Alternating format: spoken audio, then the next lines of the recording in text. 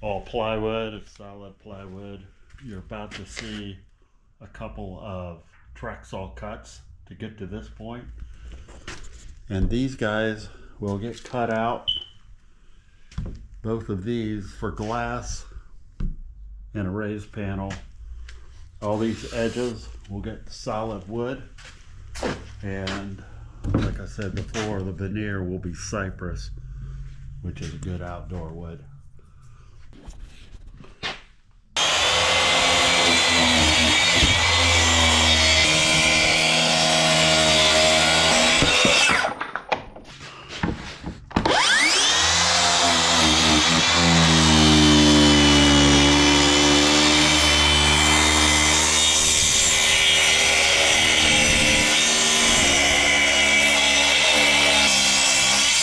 We're using these old panels from the other door that will go back into these new doors.